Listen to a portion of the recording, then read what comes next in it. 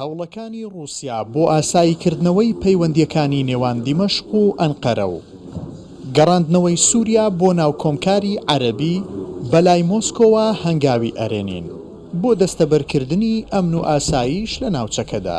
ئێستا وڵاتانی گەرانتیکاری پرسی سووریا هەوڵەکانیان چڕ کردوتەوە بۆ گەڕاندنەوەی پەنابەران، بەڵام هەندێک لایەن دەخوازن ئاوارەکان لە چەند ناوچەیەکی سووریا جێگیر بکرێن. کوردستان 24 ئەم بابەتەی گەیاندا وەزارەتی دەرەوە و پەرلەمانی رووسیا. ئەوان ڕایدەگەێنن مۆسکۆ دژی هەر جۆرە هەنگاوێکە بە ئاراستەی گۆڕینی دێمۆگرافیای سووریا و ڕۆژئاوای کوردستان.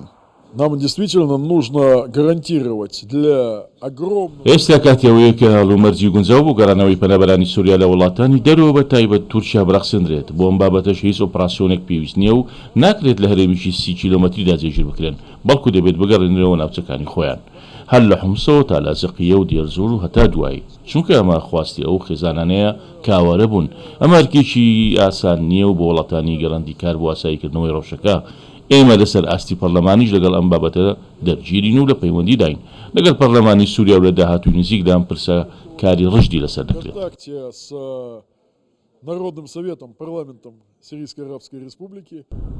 بەهۆی شەڕی داعش و پرۆسی داگیرکاری عەفرین و سەرێکانی و گرێسپی لەلایەن تورکیاوە، ژمارەیەکی زۆر خێزانی کورد ئاوارە و دەربەدەر بوون. بەشێکیان دەستگیراوە بە سەرماڵ و زەویەکانیاندا، بەشێکی تریشیان بەهۆی نائارامی و مەترسی ناوچەکان نەگەڕاونەتەوە سەرزێدی خۆیان. Беженцы – это проблема, к сожалению, очень больная. رووسیا کاریگەری بێوێنەی هەیە بۆ پاراستنی ئاسایشی سووریا. رووسیا هەنگاوی باشی ناوە هەم بۆ گەڕاندنەوەی منداڵانی ڕووس لە سووریا و هەمیش بۆ گەڕاندنەوەی ئاوارەکانی سووریا لە وڵاتانی دیکە. ئەم بابەتە گەلێ دژوارە. هاوڵاتیان ئامادەن بگەڕێنەوە بە مەرجێک ئاشتی بەرقەرار بێت. ئەم پرسە زیاتر نێودەوڵەتی و هەماهەنگی لەسەر ئەو ئاستە پێویستە.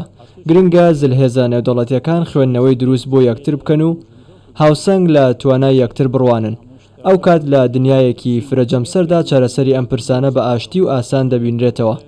بە هەوڵی رووسیا دیمەشق گەڕایەوە ناو کۆمکاری عەرەبی، ئەمەش هەنگاوێکی ئەرێنیە. تا ئێستا چەندین گەڕی گفتوگۆ بۆ چارەسەرکردنی قەیرانی سووریا و گەڕاندنەوەی پەنابەران بۆ سەرزێدی خۆیان بەڕێوە چوون، بەڵام هەندێک هێزی سووریا و وڵاتی هەرێمی لە هەوڵدان بۆ گۆڕینی دێمۆگرافیای سووریا و ڕۆژئاوای کوردستان. رووسیا ڕایدەگەیەنێت دژی هەر هەنگاوێک دەوەستنەوە بە ئاراستەی گۆڕینی دێمۆگرافیای سووریا و ڕۆژئاوای کوردستان. خۆشەوی محەممەد، کوردستان 24 مۆسکۆ.